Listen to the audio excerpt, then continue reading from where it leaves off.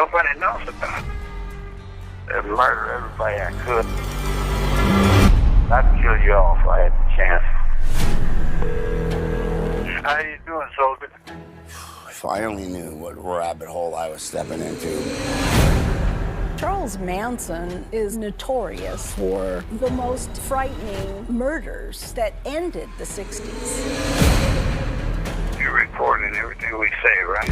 I've got 20 years worth of phone calls. Everything I have is unreleased. This is the first time anybody's heard this? Yeah.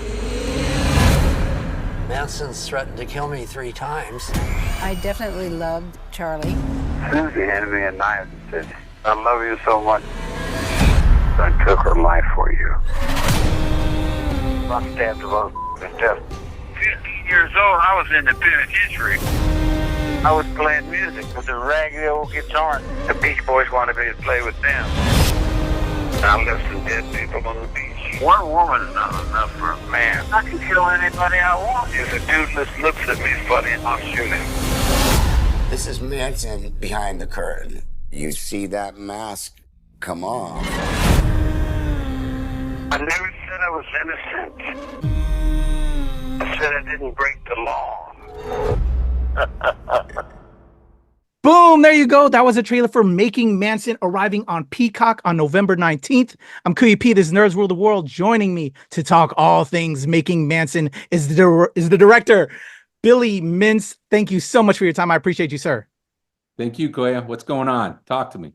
I'm good. I'm curious of when you caught wind of this to be your next project. I had the pleasure of checking out the first couple of episodes, and to find out as a autograph collector myself that it kind of started with a guy wanting to get an autograph in such a weird way.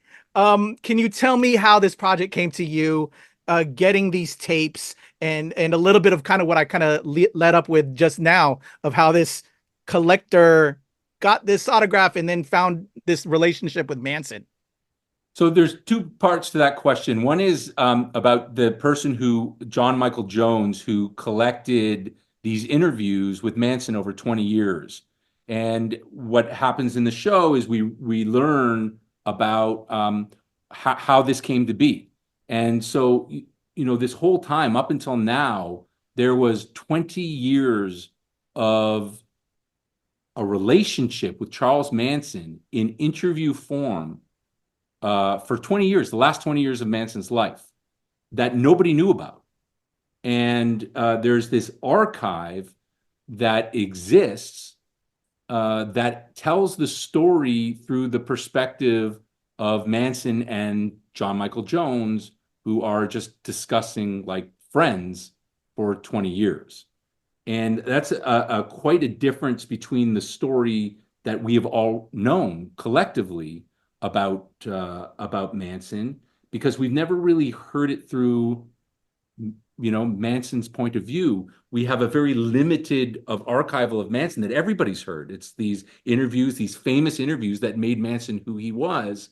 But what we had through these tapes was a Manson that nobody really knew. Not even the Manson family members had a 20-year relationship with Manson. And so Renowned Films, the production company, were able to, do their job, which is to find great stories. And they found John Michael Jones, and John Michael Jones entrusted these tapes with them and with us. And that's how I came on board, was to, with an amazing team from Renown, go through 20 years of tapes, listening into these intimate conversations that these two had, and being sort of a fly on the wall as they, brushed over some of these things that nobody had heard about before.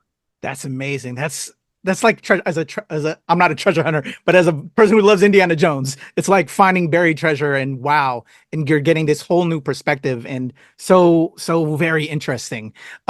So you get these tapes, and you're now, okay, we're going to turn this into a new documentary project. You're amazing with your previous work with documentaries. What was it like for you then to say, okay, you're listening to the tapes, to then, I guess, collect maybe get some of the subjects that were appeared in them, some of the which appeared throughout the different associates of Manson. What was that like getting everybody on board? And then I saw through watching the series, which is also amazing, and you did so great with the series, is for them, like, oh my gosh, hearing it for the first time after so long, since he passed. What was that like for you?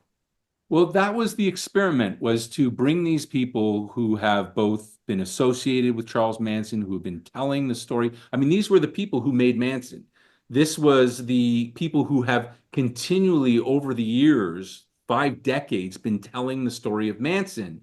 Yet they have not really heard from Manson except for the way everybody else has.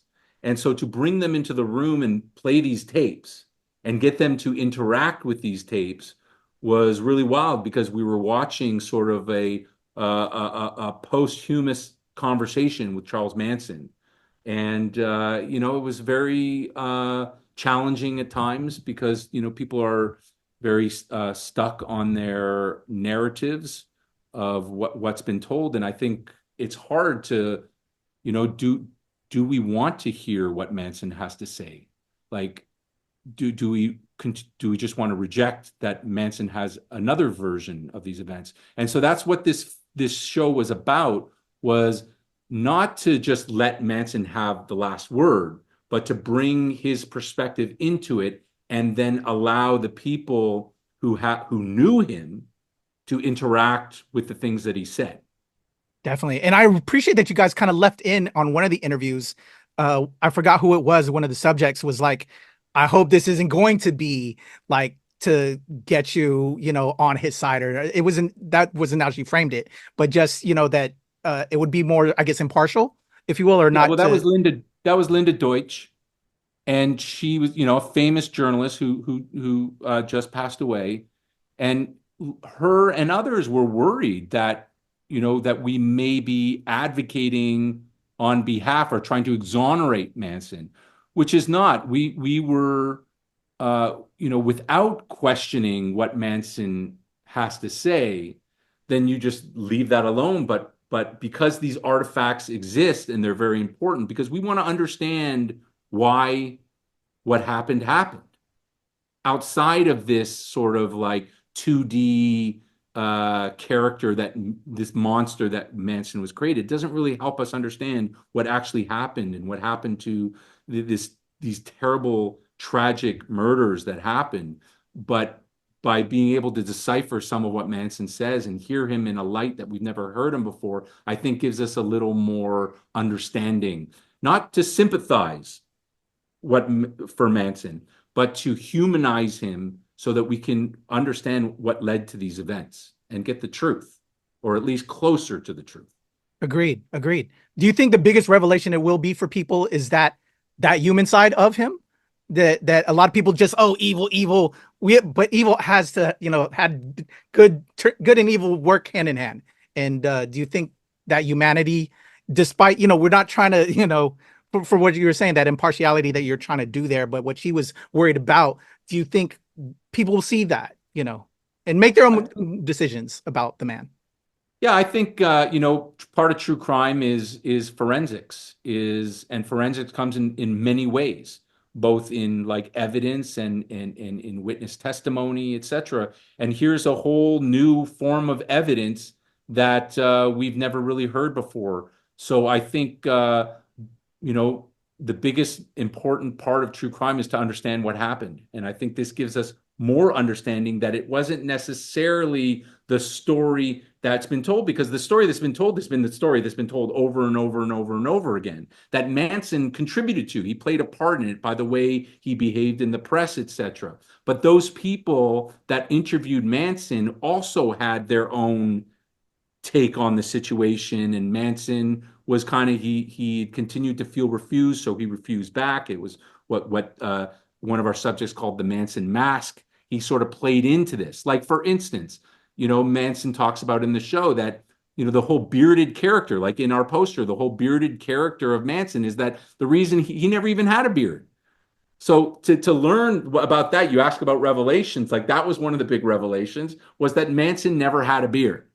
That in fact, the reason why he had a beard was because they didn't give him razors to shave. So while he was in jail, he comes out with this beard. So that's one of the things. It's just, I mean, it's a small thing, but it's like learning, it might not be the story that we were told. And, obviously the reason to watch the show is because of all the revelations that are in there. And I think you will walk away with I need to relook at this case now that I have this perspective, because this is, this is a brand new perspective than what we've heard before, and then go back and watch the other stuff thing like, oh, okay, well, and come to your own conclusions.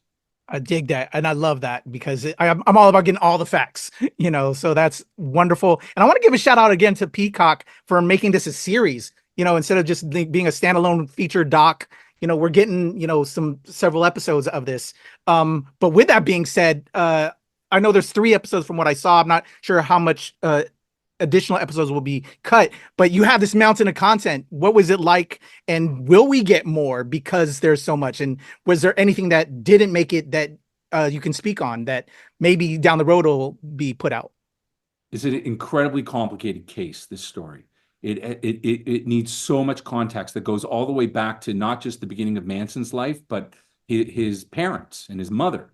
So you needed these episodes in order to tell. You've got leading up to these terrible murders that happened, the murders, the trial. The trial is one of the longest trials in the history of America. So that's a lot to tell alone. Then you have 20 years of conversation that not only had to be listened to, had to be gone through, and Manson makes sense sometimes, and sometimes he doesn't make sense. I think the next part, I think that we did a good job in these 3 episodes, taking what needs to be taken in order to build a bridge for more understanding. But every new tape or every new thing he says needs context. So 3 episodes, we were able to cover a lot of ground, but obviously there's a lot that ended up on the floor and hopefully will be resurrected at some point. Was there anything that you hated to cut? I think, 20 years of listening to Manson and 3 episodes of Manson was fulfilling enough. Let's put it that way. To close this out, and again, Billy, thank you so much for your time. Again, this is, I hate to say, well, because it's a serial killer, I hate to say entertaining, but because I don't want people to catch so you're going to become a serial killer stuff. No, I found it very interesting and very informative, and I appreciated it because as a history buff, I enjoy things like this. It's weird saying I was entertained by a serial killer. No, it's trust me, we all deal with this. This is the true crime genre, So I think I lost my question in the sauce there, but what do you hope people come away with after watching Making Manson? I think that we were told this story in a different time. And that was in 1969, 1970, and we were a different society. And we have grown as a society. And I think it's important that we look back at such an important part of our culture that shaped us so much in such a tragic events that happened, that we walk away with a further understanding of something that continues to mystify and baffle us. You know what? That's a great answer, Billy. I appreciate you. I think as documentarians like yourself, I'm a filmmaker as well. That's why I don't do documentary work. I think there's such a responsibility, and it's such great work to help change the narrative and keep it informative, and because also facts change and certain things change as the facts come out there. So I appreciate that due diligence that you do. Thank you so much for your time, Billy. Everybody, Making Manson arrives on Peacock on November 19th. I'm Kuya P. This is Nerds Rule the World. All right, there's a cut.